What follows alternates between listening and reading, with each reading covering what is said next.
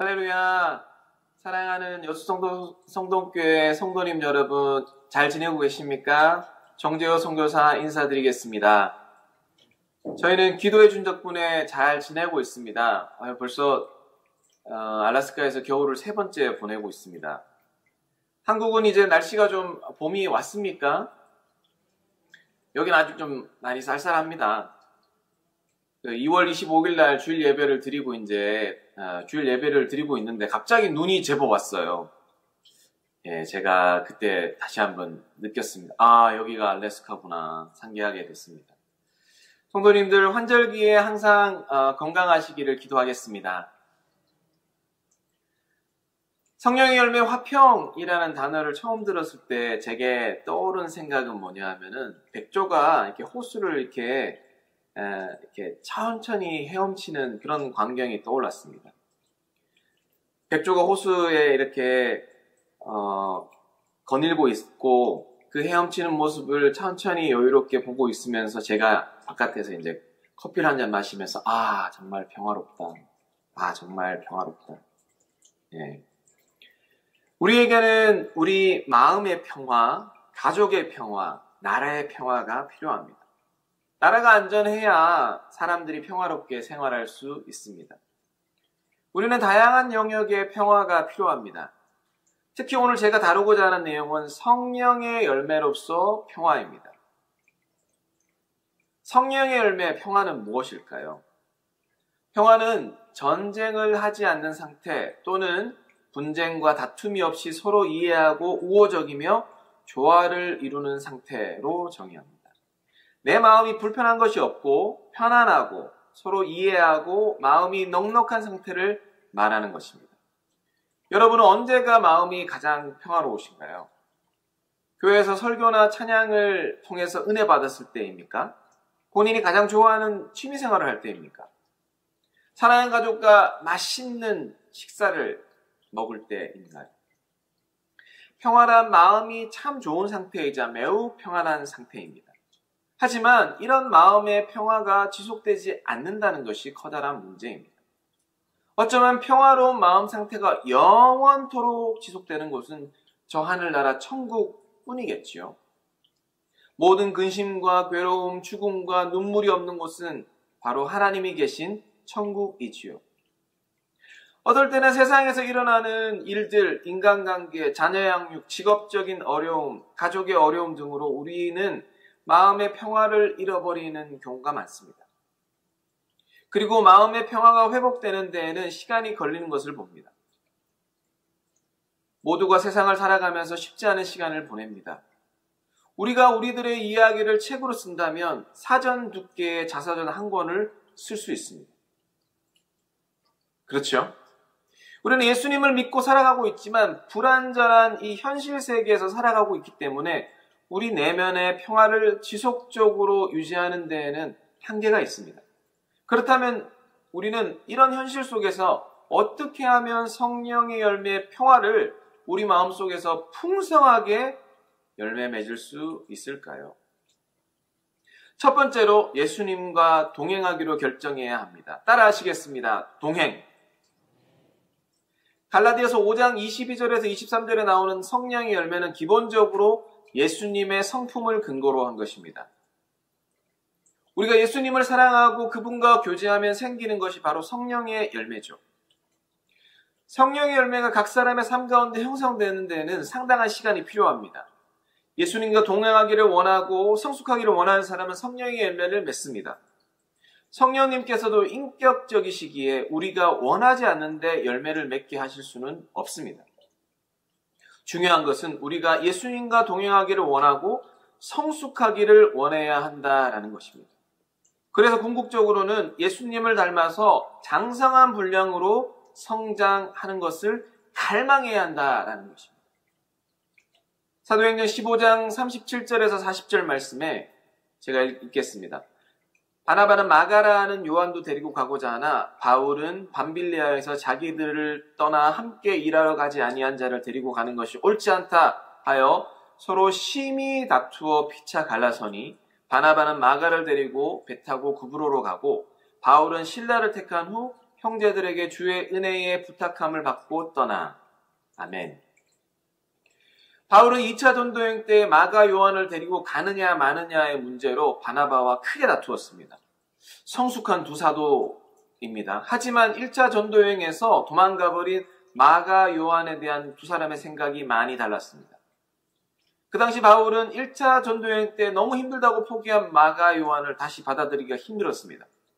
그래서 바울과 바나바는 크게 다투고 갈라서 버립니다.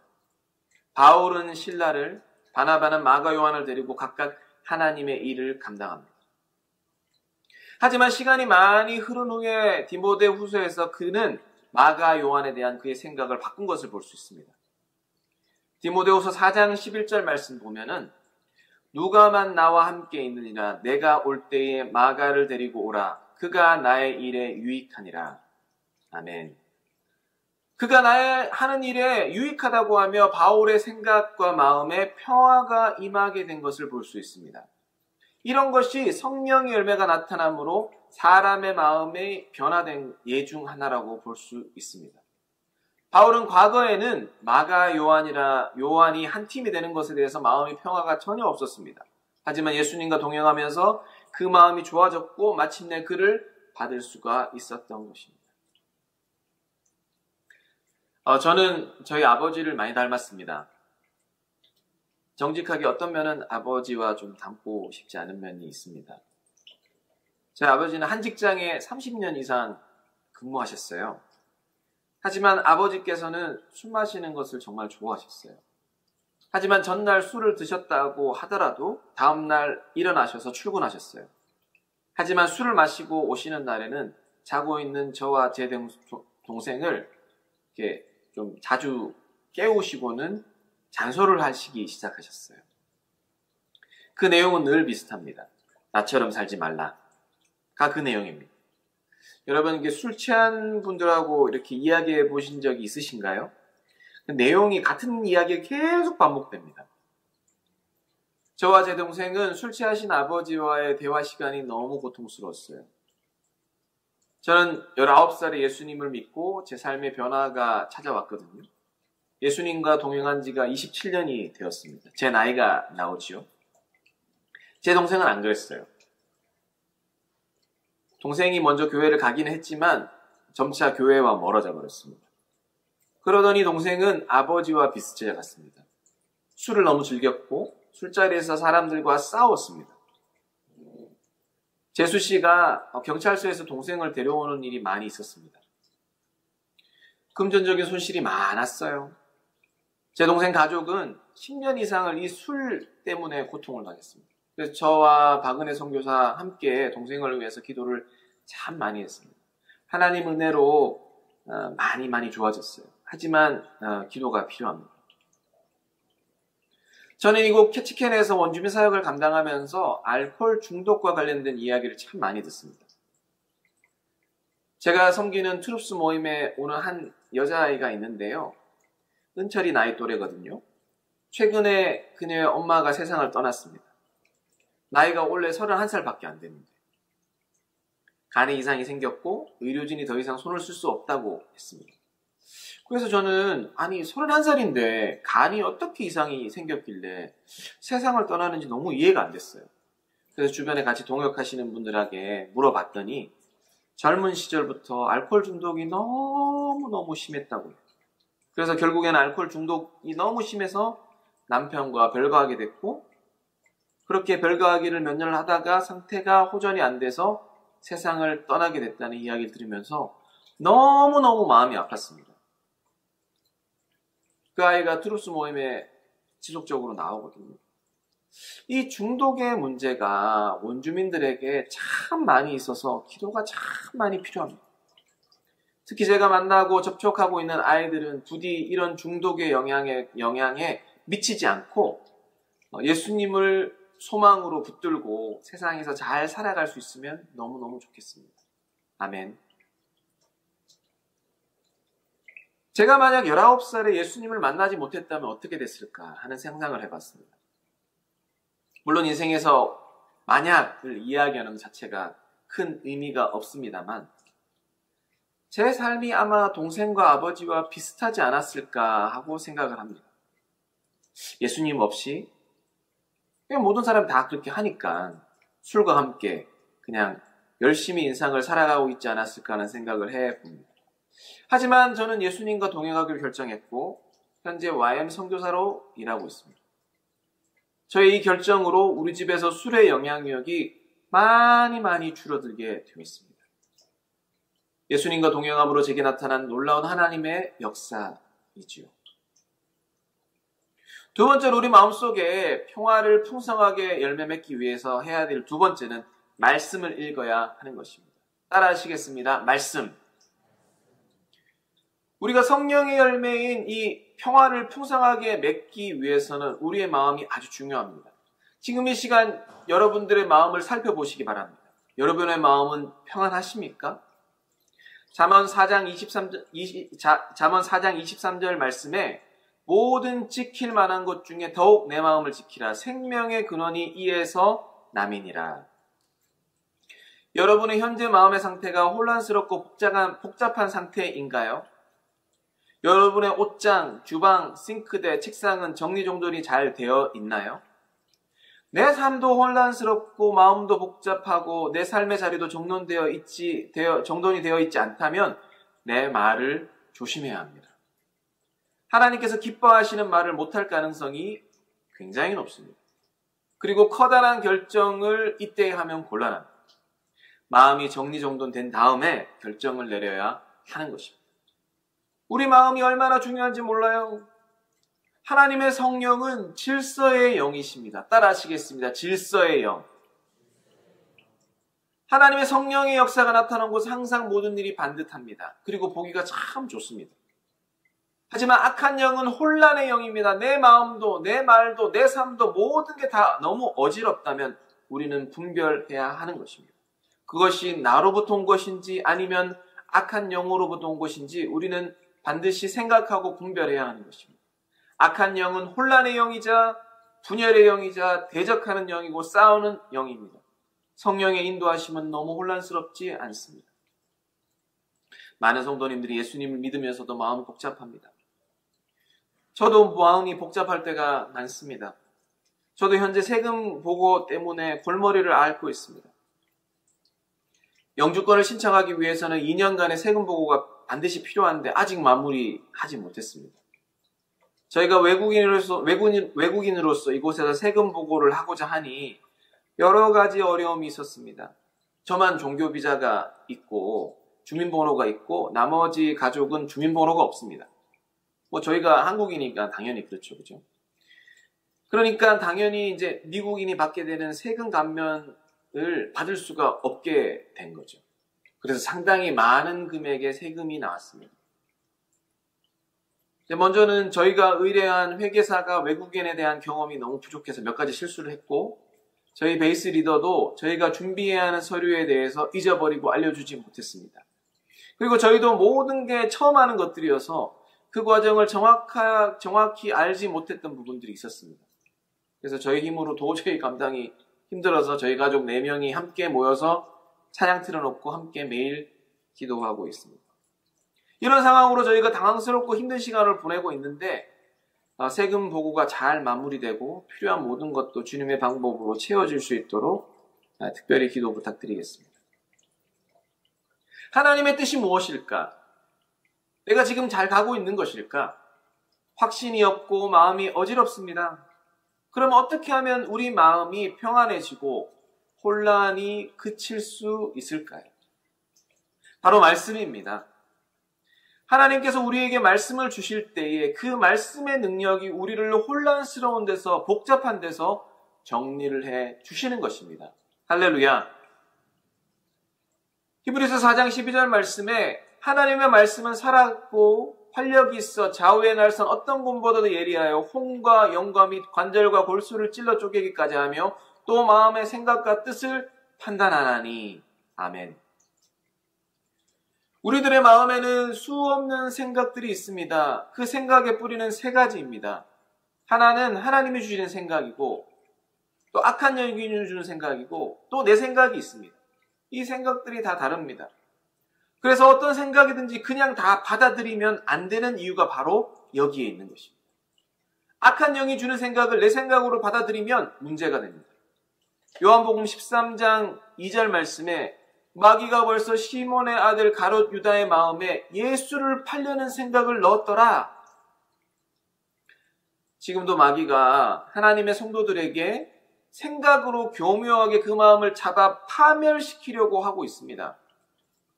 문제는 하나님이 주시는 생각인지 마귀가 주는 생각인지 내 생각인지 분별하기가 어렵다는 것입니다.